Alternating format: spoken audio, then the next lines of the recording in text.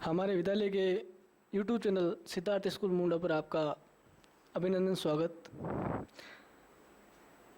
आज हम कक्षा 10 के गणित विषय के जो पाठ्यक्रम है, जिसमें से परीक्षा में हमारा जो प्रश्न पत्र रहेगा वो किस प्रकार का रहेगा, कौन कौन सी प्रश्नावली है, कितनी यूनिट है और किस किस प्रश्नावली में से कितने नंबर के और कितने क्वेश्चन आएंगे। जैसा कि जब मैंने शुरू किया था तब एक कमेंट आया था कि मोस्ट टॉपिक हमें थोड़ा बताया जाए। तो मोस्ट कौन सी प्रश्नावली है, हमें किस प्रकार उनको पढ़ना है, उसका थोड़ा का आज हम चर्चा करेंगे यहाँ। तो देखिए, आपकी मैथमेटिक्स की जो बुक है उसका जो पूरा सार वो मैंने यहाँ बोर्ड पर लिख दिया है। अब इस पर थोड़ा गौर करें तो आपकी 10th क्लास की बुक में 9 यूनिट है। देखो, 1 से लेकर के कुल कितनी यूनिट है? 9। अब ये 9 यूनिट में कुल प्रश्नावलियाँ कितनी है? 19। किस प्रकार इनको एडजस्ट किया है और किस प्रकार से इनका वेटेज जो नंबरों के हिसाब से रखा गया है उसको थोड़ा देख लेते हैं। आपके पहली यूनिट में एक ही प्रश्नावली है। जो बुक की पहली यूनिट है उसका नाम वैदिक गणित है। उसमें केवल एक प्रश्नावली है और वो कितने अंक की आएगी? आपके 4 नंबर की। एग्जाम में कितने नंबर की आएगी? 4 नंबर की। और इस प्रश्नावली में से क्वेश्चन कितने आएंगे? प्रश्नों की संख्या कितनी हो गई? 3। देखो, मैंने ऊपर लिख दिया यहाँ इकाई प्रश्नावली और अंक प्रश्नों की संख्या। ठीक है। तो यूनिट 1 में एक ही चैप्टर है, 4 अंक है, 3 क्वेश्चन आएंगे यहाँ से। ये चीज़ क्लियर? यूनिट 2 कौन सी है? वही दूसरी प्रश्नावली। दूसरी यूनिट जिसका नाम संख्या पद्धति है उसमें प्रश्नावली 2 है और ये कितने नंबर की आपके है? पूरे 3 नंबर की है। कितने नंबर की है? पूरे 3 नंबर की। और इस प्रश्नावली में से कितने नंबर हैं? क्वेश्चन कितने आएंगे? प्रश्नों की संख्या वो आएंगे आपके 2 क्वेश्चन। ठीक है। और आगे बात करते हैं यूनिट 3 से इकाई तीसरी कौन सी है? बीज गणित, जिसमें आपके 3 चैप्टर है, तीसरा, चौथा और 5वां। अब ये कुल मिला के कितने नंबर के हैं? 12 नंबर के। ठीक है। और यहाँ इन तीनों से 12 नंबर के याद रखना है। और इन तीनों प्रश्नावलियों में से कितने प्रश्न आएंगे? 3। ठीक है। अब मैंने यहाँ एक स्टार बता रखा है, इसकी चर्चा हम बाद में करेंगे। अगली जो यूनिट है आपकी त्रिकोणमिति है, उसमें 3 चैप्टर है, 6ठा, 7वां और 8वां। और ये कितने नंबर के? ये तीनों मिला के 11 नंबर के बन रहे हैं। और इनसे क्वेश्चन कितने आएंगे? 4। नवा चैप्टर निर्देशांक ज्यामिति, यूनिट 9वीं कौन सी है? निर्देशांक ज्यामिति, जिसमें एकमात्र प्रश्नावली है 9वीं। और ये कितने नंबर की है?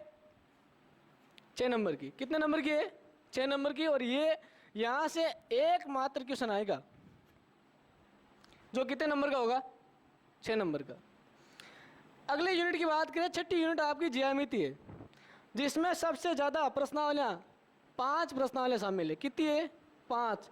और सबसे वेटेज इनका ज़्यादा है, यानी सबसे ज़्यादा नंबर की है, 20 नंबर की प्रश्नावलियाँ हैं। और इन 5 प्रश्नावलियों में से कुल क्वेश्चन कितने आएंगे? वो आपके हैं 7। ठीक है। अगली बात करते हैं क्षेत्रमिति। इसमें 2 प्रश्नावलियाँ हैं, 15 की और 16 की, जो कितने नंबर की है? 10 नंबर की। कितने नंबर की है? 10 नंबर की। और इन दोनों प्रश्नावलियों से कुल मिला के 4 क्वेश्चन आपके बनेंगे 10th क्लास के बोर्ड एग्जाम में, गणित की परीक्षा में। अगली बात करते हैं सांख्यिकी एवं प्रायिकता, 8वीं यूनिट, जिसमें भी आपके 2 चैप्टर हैं, 17वां और 18वां। और ये दोनों चैप्टर मिलकर कितने नंबर के हैं? 10 नंबर के। और इन दोनों चैप्टर से कितने क्वेश्चन आए? क्वेश्चनों की संख्या कितनी होगी? 3। यानी 17वीं और 18वीं प्रश्नावली से दोनों से मिला के 3 क्वेश्चन आपके बनेंगे वार्षिक परीक्षा में। अब लास्ट जो यूनिट बची है आपकी वो सड़क सुरक्षा शिक्षा वाली 19वां चैप्टर। ये कितने नंबर का है? 4 नंबर का। और इनसे जो क्वेश्चन बनेंगे वो कितने बनेंगे? 3। इस प्रकार कुल प्रश्नावली हो गई 19, कुल नंबर हो गए, इनको जोड़ लो आप देखो, 14, 24, 44, 50, 60, 70, 73, 76 और हो गए 80, 480। तो कुल प्रश्नावली हो गई 19, कुल अंक हो गए 80 और कुल प्रश्न हो गए 30। यानी कुल प्रश्नों की संख्या कितनी हो गई? यहाँ तक 30। जैसा कि आप सबको मालूम है, आपके एग्जाम में कितने क्वेश्चन आते हैं? 30। और कुल अंक कितने हो गए यहाँ से लेकर यहाँ तक, जिनको जोड़ो आप तो ये बन रहे हैं 80। यानी आपके मैथ का पेपर कितने नंबर का होगा? 80 नंबर का। और ये टोटल प्रश्नावली कितनी हो गई? 19। और यूनिट कितनी हो गई? 9। यानी आपकी जो बुक होगी 9 यूनिट वाली, 19 प्रश्नावलियाँ, 80 नंबर का पेपर और 30 क्वेश्चन, जिसका सारा हमने विवरण देख लिया है। अब ये विवरण देखने के बाद मैंने ये देखो यहाँ कुछ डब्बे बना रखे हैं। अब इनमें से देखते हैं जो मोस्ट प्रश्नावली कौन सी होती है। हालांकि 9th क्लास में जो बच्चे हैं, जिसने 9th पास किए और 10th में आया जो, उनके लिए तो अभी सारी मोस्ट ही। लेकिन जैसा भी आपको मालूम है कि 10th के एग्ज़ाम होने बाकी है मैथ के। अब कुछ बच्चे जो ये चाहते हैं कि मुझे तो केवल मोस्ट ही चाहिए, जो मेन टॉपिक देख लेते हैं, यानी 6 नंबर वाली हैवी वेटेज की कौन सी है। तो उनके लिए मैं बता देता हूँ, देखो इनमें से यानी बीज गणित में से एक क्वेश्चन आएगा 6 नंबर का। ये देखो यहाँ से मैंने स्टार लगा रखा है। और वो कौन सी चैप्टर से आएगा? चैप्टर नंबर 4 से। आगे बात करते हैं त्रिकोणमिति से। ये तीनों प्रश्नावली रिलेटिव है एक दूसरे के। तो यहाँ से जो 7 की प्रश्नावली है उसमें आएगा 6 नंबर का क्वेश्चन। और आगे बात करते हैं निर्देशांक ज्यामिति, जो हमने अभी ऑनलाइन क्लासेज में कंप्लीट कर लिए, उसमें से एक 6 नंबर का क्वेश्चन आएगा। अब अगला टॉपिक है ज्यामिति, जिसमें 5 चैप्टर है, उसमें से भी एक 6 नंबर का क्वेश्चन आएगा। मैं आपकी जानकारी के लिए बता दूं, लास्ट ईयर यानी 2019 में 12वीं प्रश्नावली में से 12.9 जो पर में थी वो आई थी, और उसके अथवा में आई थी यहाँ से 13.4 पर में नंबर 13.4। तो ये भी दोनों बहुत इंपॉर्टेंट है और सबसे हैवी भी है ये, यानी सबसे ज़्यादा नंबर की है। अब बात करते हैं क्षेत्रमिति की। यहाँ से कोई 6 नंबर का क्वेश्चन नहीं बनेगा। अगला जो 6 नंबर का क्वेश्चन बनेगा वो बनेगा प्रश्नावली 17 में से, माध्य, माध्यिक और बहुलक में से। उनमें से आपको एक 6 नंबर का क्वेश्चन एग्जाम में देखने को मिलेगा। तो इस प्रकार कुल 6 नंबर के क्वेश्चन कितने हो गए? 1, 2, 3, 4 और 5, यानी 26 से लेकर 30 तक के जो क्वेश्चन होंगे वो आपके 6 नंबर के एग्जाम में आएंगे। तो ये तो था आपका परीक्षा का प्रश्न पत्र प्रारूप, जिसे हमें बुक को पढ़ने से पहले देखना बहुत ज़रूरी था। तो ये चैप्टर हमारा क्लियर हो चुका है। अब बात करते हैं हम 9 के बाद में 8 लेते हैं। चैप्टर 8 को पढ़ने से पहले 7 पढ़ना बहुत ज़रूरी है, क्योंकि 6ठा, 7वां, 8वां तीनों आपस में संबंधित है, आपस में जुड़े हुए हैं। और 7 को पढ़ने से पहले चैप्टर नंबर 6 पढ़ना बहुत ज़रूरी है। ये यूनिट हमारी कंप्लीट हो चुकी है यहाँ तक, ये वाली। अब इसको बात करते हैं, यानी ये प्रश्नावली पढ़े उससे पहले हमें ये पढ़ना ज़रूरी, और ये पढ़े उससे पहले ये ज़रूरी है। तो शुरुआत करते हैं प्रश्नावली 6 से।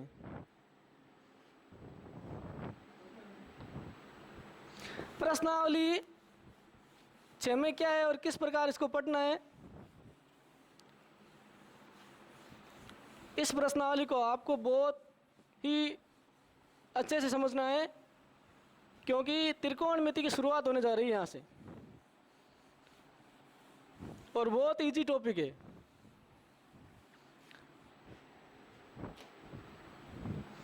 प्रश्नावली का नाम है त्रिकोणमिति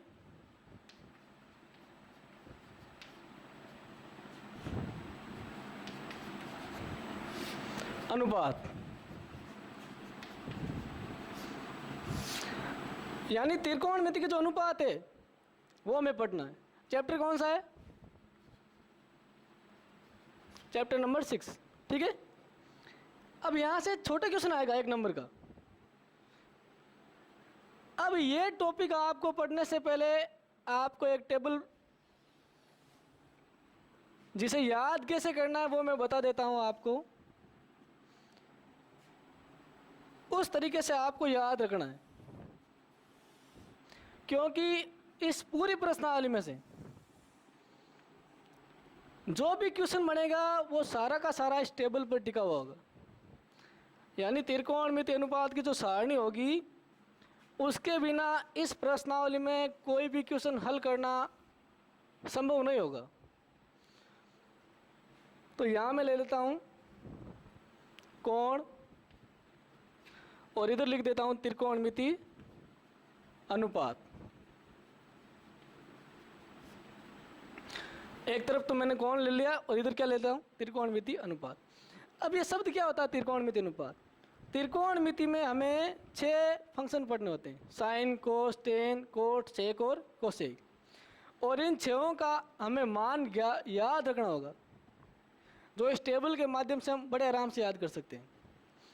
तो मैं शुरुआत करता हूँ। देखो, अब त्रिकोणमिति अनुपात यहाँ लिख देता हूँ साइन थीटा।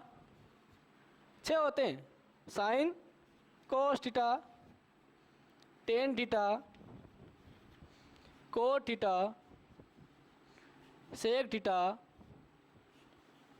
और लास्ट का कोसेक थीटा। ठीक है।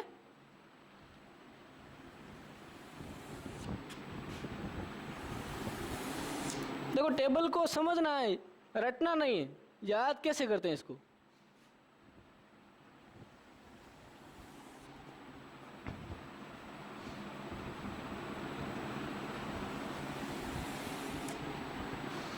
अब इधर कोण लेते हैं। कोण 2 प्रकार के होते हैं। एक तो डिग्री वाला होता है, जैसे मैं लिखता हूँ 0 डिग्री, 30 डिग्री, 45 डिग्री, 60 डिग्री और 90 डिग्री। हमें बस इनका ही ध्यान रखना है। इस प्रश्नावली में हमें केवल इतने, यानी 0 डिग्री, 30 डिग्री, 45 डिग्री, 60 डिग्री और 90 डिग्री, इनके ही मान याद रखने हैं। जैसे साइन 30 का याद रखना है, कोस 45, टेन 90, कोट 0, सेक 30 डिग्री, कोसेक 60 डिग्री, इन सब का हमें मान रखना है। अब 0 को मैं क्या लिख सकता हूँ? देखो, ये तो हो गया डिग्री में। अब अगर बात करूँ रेडियन की, तो 0 का होता है 0 डिग्री रेडियन। 30 को मैं क्या लिख सकता हूँ? पाई/6 रेडियन में। देखो, पाई का मान होता है 360। ठीक है। 45 को पाई/4, यानी 360 में मैं 4 का भाग दूंगा तो मेरे पास 45 आ रहे हैं। तो डिग्री 45 डिग्री को अगर मैं रेडियन में व्यक्त करूं तो मैं पाई/4 भी लिख सकता हूं। 60 को मैं कैसे लिख सकता हूं? यानी पाई/3। अब पाई/3 कैसा आया? पाई/3। क्यों? क्योंकि अगर मैं 360 में 3 का भाग दूं तो मेरे पास कितने आ रहे हैं? 60।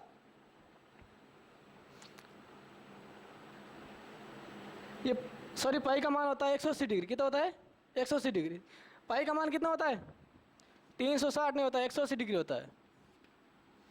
अगर मैं पाई में 6 का भाग लगाऊं, यानी 360 में 6 का भाग लगाऊं तो आ रहा है 30 डिग्री। अगर मैं 180 में 4 का भाग लगाऊं तो 45 आ रहा है। और अगर मैं 180 में 3 का भाग लगाऊं तो 60 आ रहा है। और उसी प्रकार 90 को क्या लिख देंगे? पाई/2। यानी 180 में अगर मैं 2 का भाग लगाऊं, पाई/2 का मतलब क्या है? 180/2। तो यहाँ से कितना आ रहा है? 90। ठीक है। तो ये हो गया हमारा डिग्री वाला और ये हो गया रेडियन वाला। अब इसके लिए आपको केवल साइन का मान याद रखना है। किसका? केवल साइन का। साइन 0 का 0 होता है, साइन 30 का 1/2 होता है, साइन 45 का 1/√2, साइन 60 का होता है √3/2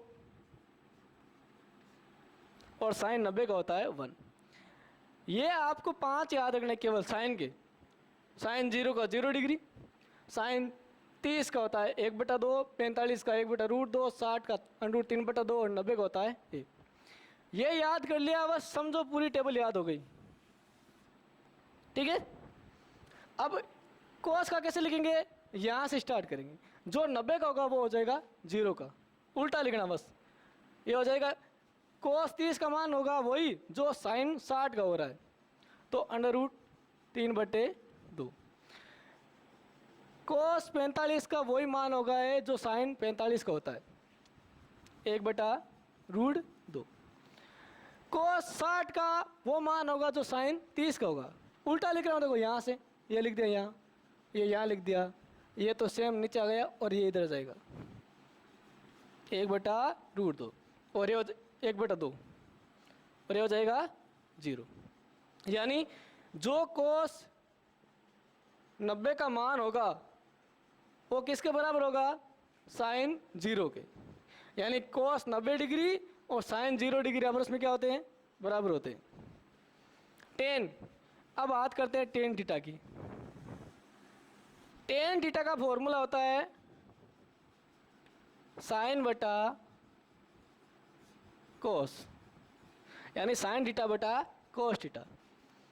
तो देखो 0 में मैं 1 का भाग दूंगा, क्या आएगा 0। साइन बटा कोस कर दिया मैंने। अब आगे देखते हैं टेन 30 डिग्री, टेन 30 डिग्री क्या हो जाएगा, साइन बटा कोस करो, यानी साइन 30 का मान कितना हो रहा है, 1/2 भाग कोस 30 √3/2। अब बट्टा के बट्टा में है तो ये ऊपर जाएगी तो उल्टी हो जाएगी, 1/2 × 2/√3। अब यहाँ से 2 से 2 कट गया, पीछे क्या बच गया, 1/√3। तो यहाँ से टेन 30 का मान क्या हो जाएगा, 1/√3 क्या हो जाएगा, 1/√3। टेन 45 देखो 1/2 1/√2 में 1/√2 का मैं भाग दूंगा तो क्या जाएगा, दोनों कट जाएंगे और क्या जाएगा 1। देखे बताऊँ मैं, 1/√2 भाग 1/√2, तो यहाँ से उल्टा हो जाएगा 1/√2 × √2/1। ये ऊपर जाएगा तो उल्टा हो जाएगा ना, नीचे वाला ऊपर और ऊपर नीचे वाला नीचे जाएगा यहाँ। तो अब देखो यहाँ से कट गया, √2 से √2, 1 × 1 क्या हो जाएगा 1, और 1 का भाग लगाओ 1 में क्या आएगा 1। अब आगे बच गया था आपके टेन 60 डिग्री, टेन 60 का मान क्या हो जाएगा, √3/2 भाग 1/2। तो ये 2 से 2 कट जाएगा, ऊपर जाएगा तो क्या बचेगा पीछे, √3। अब बात करते हैं टेन 90 की। टेन 90 क्या हो जाएगा, साइन 90 बटा कोस 90। देखो साइन 90 की ये रही वैल्यू, मैं यहाँ मान रख देता हूँ, साइन 90 का 1 बटा कोस 90 की वैल्यू कितनी है 0। तो यहाँ से देखो आप 1 में 0 का भाग लगाओगे, 1 नहीं कोई सी भी संख्या ले लो, 1550 जो भी, किसी भी संख्या में आप 0 का भाग यानी 0 से विभाजित नहीं कर सकते आप। उस स्थिति में इसका मान क्या जाएगा, अनंत। और अनंत को लिखने का तरीका क्या है, ये। तो यहाँ टेन 90 का मान कितना आ जाएगा, अनंत। क्या जाएगा, अनंत, जिसको हम बोलते हैं इन्फिनिटी। ये हो गए टेन। अब कोट, जिस प्रकार साइन का उल्टा हमने कोस बनाया, उसी प्रकार टेन का उल्टा क्या बन जाएगा, कोट। यानी जो टेन 90 का मान हो रहा है वो कोट हो जाएगा 0 का मान। ठीक है, इसको आप थोड़ा डिवाइड भी कर सकते हैं ताकि दोनों कोण अलग लिखे। ये तो है डिग्री वाला, और ये है रेडियन में। ठीक है,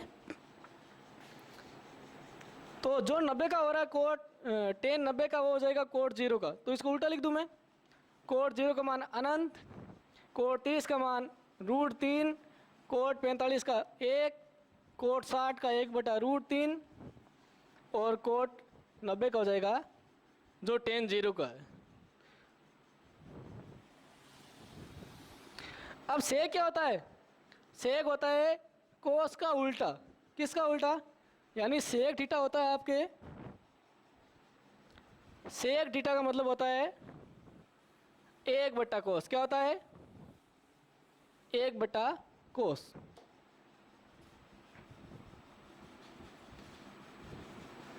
सेक थीटा का मतलब होता है 1/cos, यानी जो cos का मान है उसका जस्ट उल्टा क्या हो जाएगा? सेक थीटा का मान। तो यहाँ 1 का उल्टा, a का उल्टा क्या हो जाएगा? 1/a करो तो a क्या आएगा? सेक 30 का मान करना है, यानी cos 30 को उल्टा कर दो। cos 30 का उल्टा क्या हो जाएगा? 2/√3। अगर आपको चाहिए सेक 45 का मान, तो cos 45 को उल्टा कर दो। 1/√2 को उल्टा करोगे क्या बन जाएगा? √2। अब आपको चाहिए cos 60 का मान, तो सॉरी सेक 60 का मान, किसका मान चाहिए? यहाँ देखो, यहाँ सेक 60 का मान, तो आप किसको उल्टा कर दोगे? cos 60 को। तो 1/2 का उल्टा क्या जाएगा? 2। अब आपको चाहिए cos 90 का मान, किसका मान चाहिए? cos 90 डिग्री का। तो सेक 90 का चाहिए ना, सेक 90 डिग्री का। किसका मान चाहिए? सेक 90 डिग्री का। तो आप क्या कर दोगे? cos 90 डिग्री को उल्टा कर दोगे, यानी 0 का उल्टा क्या हो जाएगा? 1/0। और 1/0 क्या होता है? अभी मैंने बताया 10 में, यहाँ पे 1/0 का मतलब होता है अनंत। ठीक है, ये हो गया आपके पास सेक का मान। अब आपको चाहिए कोसेक, तो आप जिस प्रकार साइन का निकाल के कोस का निकालते हो, यानी इसको उल्टा लिखते हो, पीछे वाले को आगे, आगे वाले को पीछे, उसी प्रकार सेक को क्या कर दोगे? सेक का मान जो है उसको अगर कोसेक में लिखना है तो आप पीछे वाले को लिख दोगे आगे, तो यानी कोसेक 0 का मान हो जाएगा अनंत, कोसेक 30 का मान 2, कोसेक 45 का मान √2, कोसेक 60 का मान 2/√3, और कोसेक 90 का मान हो जाएगा जो सेक 0 का मान है, तो हो जाएगा 1। इस प्रकार आपने केवल एक लाइन याद कर ली, उसका उल्टा रिवर्स बना लिया कोस को, इन दोनों का भाग देके ये निकाल लिया। अब इसका उल्टा करके आपने निकाल लिया कोट। सेका ज्ञात करना था आपको, तो आपने कोस को उल्टा कर दिया, तो सेक की वैल्यू आ गई। और कोसे का निकालना है तो आपने इसका उल्टा क्रम लिख दिया, यानी एक लाइन याद की, इससे पूरी टेबल आपने बना ली। फिर भी आपको एग्जाम में सीधा पूछेगा 2 sine 30 degree plus tan 45 degree का मान बताइए, तो आपको वहाँ पर इसको याद रखना टेबल को। ये होता है समझने का तरीका, आया कैसे। अब आपको इसको याद रखना। अगर आप भूल भी जाएं, मान लीजिए आपके एग्जाम में आ गया कि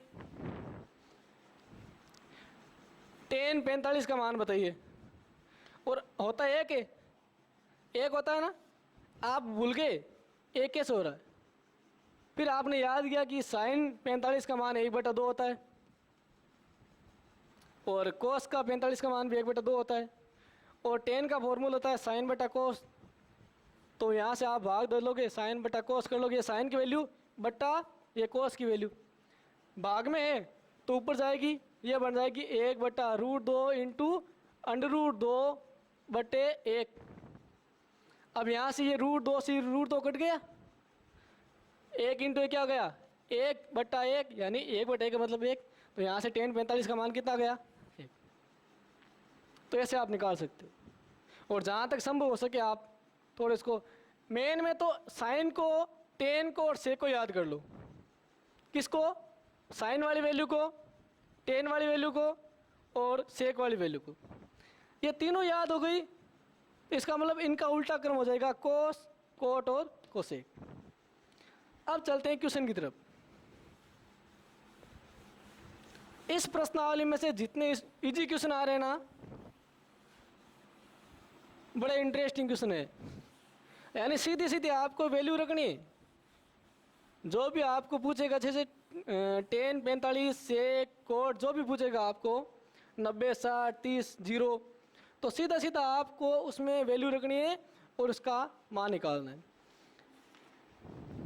एक एग्जाम्पल की बात करते, जैसे एग्जाम्पल नंबर आ रखा है 1, एग्जाम्पल नंबर 1।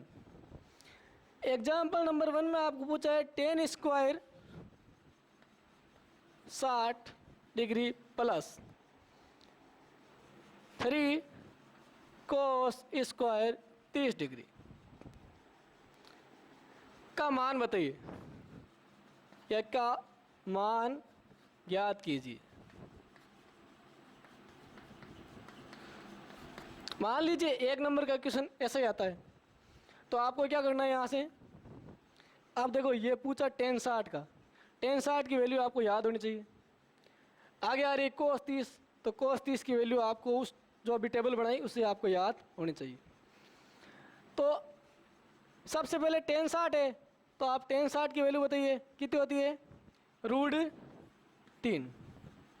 ऊपर क्या लगा हुआ है स्क्वायर, तो मैं यहाँ क्या लगा दूंगा स्क्वायर, प्लस 3 का 3 लिखना है मुझे, आगे वाला गुणांक same to same, into cos square 30 degree. अब कोस 30 का मान कितना होता है, वही जो साइन 60 का होता है, साइन 60 का कितना होता है √3/2। तो यहाँ से कोस 30 का मान आ जाएगा √3/2, और ऊपर क्या लगा हुआ है स्क्वायर, तो क्या लगा देंगे स्क्वायर। मैंने क्या है, मैंने 10 60 का मान रखा यहाँ से, और मैंने कोस 30 का यहाँ से मान रख दिया, ठीक है। √3 का स्क्वायर कितना होता है, यानी √3 को √3 से गुणा करना, मतलब जैसे 3 का स्क्वायर होता है 9, √3 का क्या हो जाएगा, स्क्वायर से रूट हट जाएगा और क्या बचेगा 3।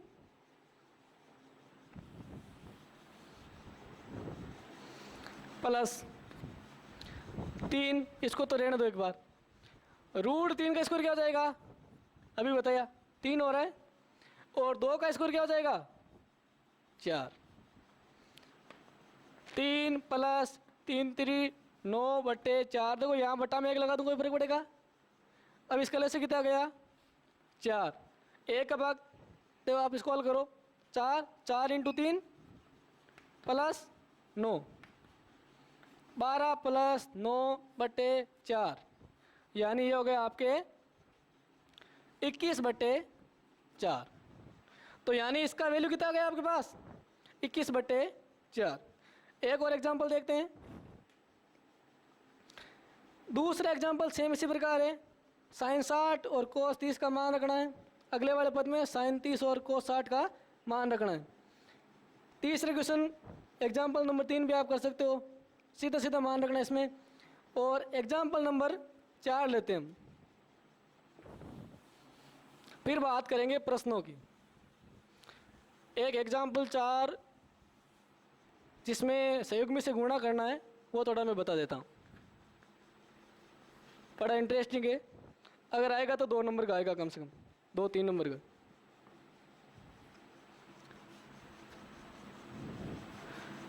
कोस 45/31 डिग्री प्लस कोसेक आ रखा है 30 डिग्री। क्लियर नहीं दिख रहा क्या, इसको थोड़ा साफ कर देता हूँ अच्छे से।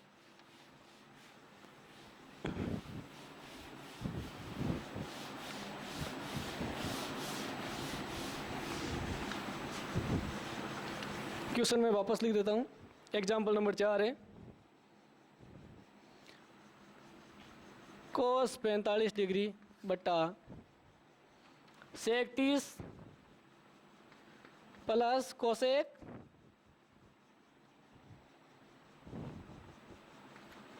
30 डिग्री है।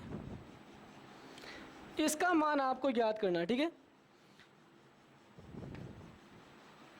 तो सीधा सीधा आपको वैल्यू याद है, कोस 45 सेक 30 और कोसेक 30 की, ठीक है। तो सिर्फ आप यहाँ से कोस 45 का मान रखो, कोस 45 का मान कितना होता है 1/√2। कोस 45 का मान कितना होता है 1/√2, और ये मैंने लगा दिया बटा। अब यहाँ क्या है सेक 30, सेक 30 का मान कितना होता है 2/√3 प्लस कोसेक 30 डिग्री, यानी जो सेक 60 का मान होगा वही किसका मान होगा, कोसेक 30 डिग्री का। तो सेक 60 की वैल्यू और कोसेक 30 डिग्री की वैल्यू क्या होती है, बराबर होती है, और कितनी होती है, 2। तो यहाँ से मैं कितनी रख दूंगा, 2। ऊपर वाले पद को रखते हैं एक बार सेम, नीचे वाले पद के मैं क्या ले लूँ, ले से। तो यहाँ से कितना आ गया, √3, इस ये हो गया आपके 2 + 2 √3, ले से ले लिया, इसको हल किया, देखो √3 से कट गया, तो ये हो गया 2 प्लस इसका भाग कितनी बार किया, √3 बार, और इसको मैंने गुणा किया, ये 2 √3 हो गया। अब ये नीचे ऊपर जाएगा, 1/√2 इंटू, ये तो चला गया नीचे वाला, ऊपर उल्टा हो गया पूरा पद, बट्टा नीचे क्या बच गया, 2 + 2 √3। ठीक है, अब देखो इसको मैं ब्रैकेट में बंद कर देता हूँ, 1 से गुणा करूँगा मैं √3 को, क्या आएगा, √3। अब यहाँ से क्या कॉमन आ रहा है, इन दोनों में से 2 कॉमन आ रहा है, तो मैं बाहर निकाल लूँगा, 2 तो मैंने कॉमन ले लिया, ये 2 रूट तो है ही यहाँ, 2 में से 2 बाहर गया, क्या बच गया, 1, यानी यहाँ से मैंने 2 को बाहर निकाल दिया तो 1 बचेगा, प्लस यहाँ क्या बच गया, √3। अब जो एक छोटा सा काम करना है बिल्कुल, कि संयुग्मीकरण करना है। कैसे, कि यहाँ जो पद है जिस चिन्ह का, उसके विपरीत चिन्ह से हमें ऊपर नीचे, ऐसा नहीं केवल नीचे गुणा कर दें, दोनों तरफ, यानी ऊपर भी करना है नीचे भी करना है, यानी जो जिससे गुणा नीचे कर रहे हैं उसी से गुणा ऊपर भी करना पड़ेगा। तो मैं इसका गुणनखंड कर देता हूँ, √3/2 √2 1 + √3 तो है ही मेरे पास। अब इसका मैं परिमेयकरण करूँगा, यानी इससे गुणा करूँगा, 2 √2 1, देखो यहाँ प्लस है ना, तो मुझे उल्टा चिन्ह, विपरीत मतलब उल्टा, प्लस होता तो माइनस से गुणा करूँगा, अगर माइनस होता किसे गुणा करता, प्लस से, बटा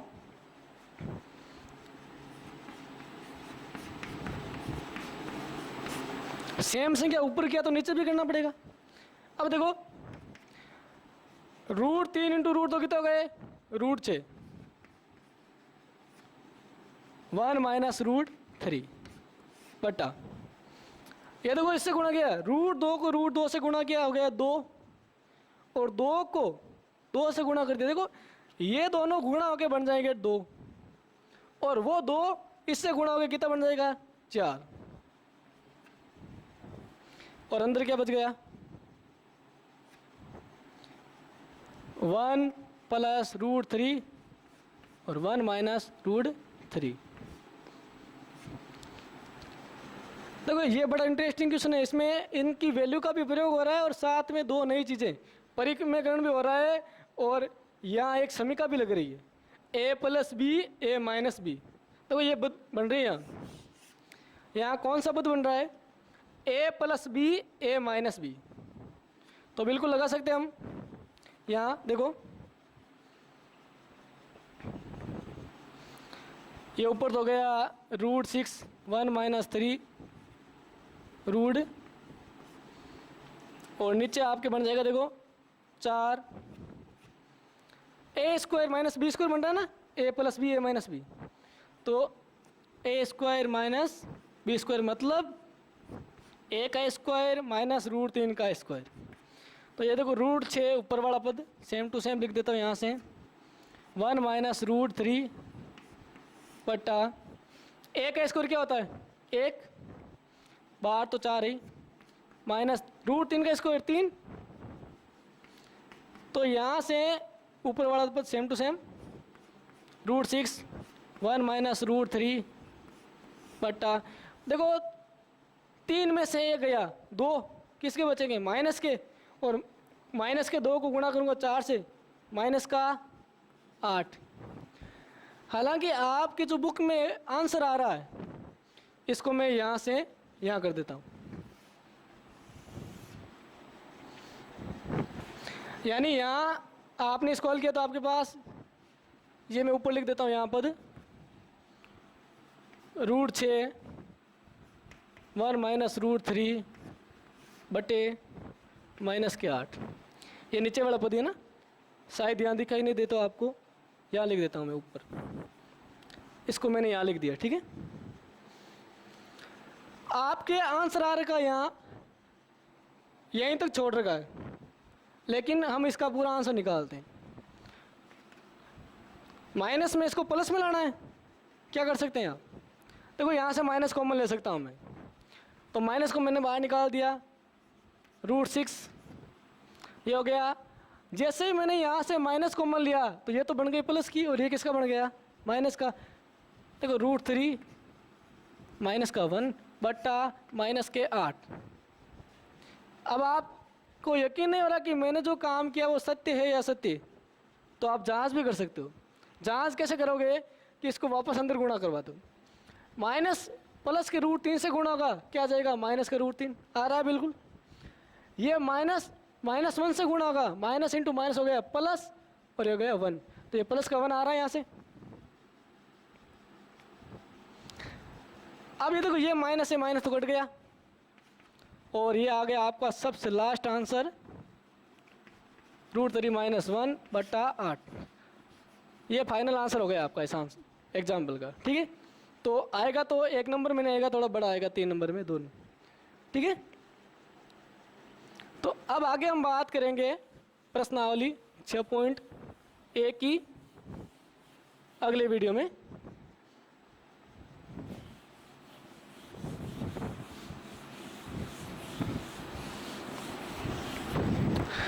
अगला जो हमारा वीडियो होगा उसमें हम 6.1 की शुरुआत करेंगे। तब तक आप जो कुछ एग्जाम्पल बच गए पीछे, तीसरा, 5वां, 6ठा, 7वां और विशेष रूप से 8वां एग्जाम्पल आप मिलाने की कोशिश करना। इसमें भी वही काम कर रखा है 8वें एग्जाम्पल में, एग्जाम्पल नंबर 8 में, उसमें भी ये समान संख्या से ऊपर नीचे गुणा कर रखा है, ठीक है। तो सेम इसी प्रकार ये चौथे के जैसे 8वां एग्जाम्पल। तो आप इसको प्रयास करना, और बहुत ही जल्द 6.1 का अगला वीडियो लेके आएंगे। आप हमारे चैनल को सब्सक्राइब करें, वीडियो को लाइक शेयर करें, और अगर आपको टेबल याद करने में या कोई प्रॉब्लम आ रही है एग्जाम्पल में तो आप कमेंट ज़रूर करें। धन्यवाद।